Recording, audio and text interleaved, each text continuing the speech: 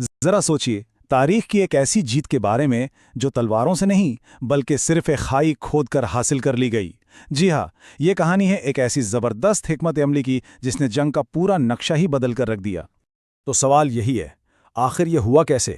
کیسے ممکن ہے کہ صرف 3,000 کی ایک فوج 10,000 کے ایک بہت بڑے لشکر کو، وہ بھی بغیر کسی بڑی لڑائی کے، شکست دے دے؟ چلیں اس غیر معمولی واقعے کی گہرائی میں چلتے ہیں اور جانتے ہیں کہ آخر ہوا کیا تھا۔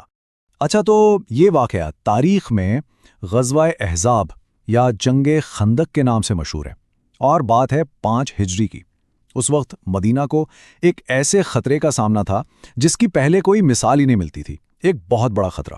ہوا یہ کہ مکہ کے قریش نے کئی دوسرے قبائل کے ساتھ مل کر ایک زبردست اتحاد بنا لیا، اور ان سب کا مقصد صرف ایک تھا، مدینہ پر حملہ کرنا اور اسلامی ریاست کو جڑ سے اکھاڑ پھینکنا۔ اور ان کی فوج کتنی بڑی تھی؟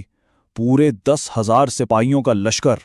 اب ذرا یہ فرق دیکھیں، ایک طرف ہیں 10,000 فوجی اور دوسری طرف صرف 3,000 مسلمان۔ مطلب یہ تعداد کا فرق ہی اتنا بڑا تھا کہ اندازہ ہو رہا تھا کہ مسلمانوں کے لیے یہ صورتحال کتنی زیادہ خطرناک تھی۔ تو اتنے بڑے خطرے کو دیکھتے ہوئے ظاہر ہے کوئی عام منصوبہ تو کام نہیں آنا تھا۔ تب ایک ایسی دفاعی حکمت عملی سامنے آئی جو عرب کی جنگی تاریخ میں بالکل نہیں تھی، بالکل غیر روایتی۔ اور یہ شاندار مشورہ کس نے دیا؟ حضرت سلمان فارسی رضی اللہ عنہ نے۔ انہوں نے کہا کہ شہر کے گرد ایک خندق یعنی ایک گہری کھائی کھود دی جائے، اس سے دشمن کی فوج، خاص طور پر ان کے گھوڑے، آگے نہیں بڑھ پائیں گے۔ اور یہ آئیڈیا عربوں کے لیے بالکل نیا تھا، انہوں نے پہلے کبھی ایسا نہیں دیکھا تھا۔ تو یہ خندق ہے کیا؟ خندق کا مطلب ہے ایک بہت گہری اور چوڑی کھائی۔ اسے ایک دفاعی دیوار کی طرح استعمال کیا جاتا ہے۔ اس کا سب سے بڑا مقصد یہی تھا کہ دشمن کے گھڑ سوار دستے اور پیدل فوج اسے پار کر کے شہر میں داخل ہی نہ ہو سکے۔ لیکن اس منصوبے کی سب سے خاص بات کیا تھی؟ لیڈرشپ۔ خود نبی اکرم صلی اللہ علیہ وسلم نے نہ صرف یہ مشورہ مانا بلکہ وہ خود صحابہ کے ساتھ مل کر یہ مشکل کام کرنے لگے۔ ذرا سوچئے، جب لیڈر خود کام کر رہا ہو تو پوری قوم میں اتحاد اور حوصلے کی کیسی لہر دوڑ گئی ہوگی۔ اور پھر وہ دن آ ہی گیا، دشمن کا 10,000 کا لشکر مدینہ کے سرحدوں پر آ پہنچا۔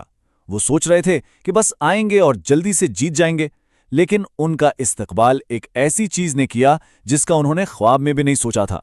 جب دشمن کی فوج نے اپنے سامنے یہ لمبی چوڑی خندق دیکھی تو وہ بالکل حیران رہ گئے، انہیں سمجھ ہی نہیں آیا کہ یہ کیا ہے۔ ان کی سب سے بڑی طاقت کیا تھی؟ ان کے گھڑ سوار، اور وہی اس رکاوٹ کے سامنے بالکل بے بس ہو کر کھڑے رہ گئے۔ اب جب وہ خندق پار نہیں کر سکے تو دشمن نے شہر کا محاصرہ کر لیا، اور یہ محاصرہ کوئی 1-2 دن کا نہیں تھا بلکہ کئی ہفتوں تک چلتا رہا۔ دن گزرتے گئے، راشن کم ہوتا گیا، سردی بڑھتی گئی، اور بھوک اور خوف کا ماحول دونوں طرف گہرا ہوتا جا رہا تھا۔ یہ ایک بہت بڑا امتحان تھا صبر کا۔ محاصرہ لمبا ہوتا جا رہا تھا اور حالات بہت زیادہ خراب ہو چکے تھے۔ ایسا لگ رہا تھا کہ اب کچھ ہونے والا ہے۔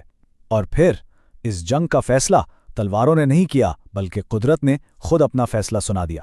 ہوا یہ کہ ایک رات ایک بہت ہی شدید کاٹ دینے والی ٹھنڈی آندھی چلی۔ اس طوفان نے دشمن کے کیمپ کو تہز نہز کر دیا۔ ان کے خیمے اکھڑ کر اڑ گئے، ان کی جلائی ہوئی آگ بجھ گئی، مطلب نہ گرمی رہی نہ روشنی، اور بس ان کی فوج میں ایک دم افراتفری اور خوف پھیل گیا۔ یہ ایک ہی طوفان ان کے حوصلے توڑنے کے لیے کافی تھا۔ اب ایک طرف قدرت کا یہ غضب، دوسری طرف ٹوٹے ہوئے حوصلے۔ دشمن کی فوج کے پاس پیچھے ہٹنے کے علاوہ کوئی راستہ ہی نہیں بچا تھا، تو بس وہ رات کے اندھیرے میں ہی سب کچھ چھوڑ چھاڑ کر بھاگ نکلے، اور اس طرح یہ لمبا اور مشکل محاصرہ آخرکار ختم ہوا۔ تو اس طرح مسلمانوں کو ایک بہت بڑی جیت ملی، اور وہ بھی بغیر کسی بڑی خونی لڑائی کے۔ لیکن اس پورے واقعے کا اصل سبق صرف جیت میں نہیں ہے بلکہ اس میں ہے کہ یہ جیت ملی کیسے، اس کی وجوہات کیا تھیں۔ اگر ہم اس کامیابی کو دیکھیں تو اس کے پیچھے 3 بڑی وجہیں نظر آتی ہیں، 3 ستون۔ پہلا، زبردست حکمت عملی یعنی وہ خندق کا آئیڈیا۔ دوسرا، صبر اور ثابت قدمی جو اس مشکل محاصرے کے دوران دکھائی گئی۔ اور تیسرا اور سب سے اہم، اللہ کی مدد پر پختہ بھروسہ۔ تو آخر میں ہم کیا سیکھتے ہیں؟ یہی کہ اصل طاقت فوج کی گنتی میں نہیں ہوتی بلکہ صحیح حکمت عملی، صبر اور اللہ پر پختہ ایمان میں ہوتی ہے۔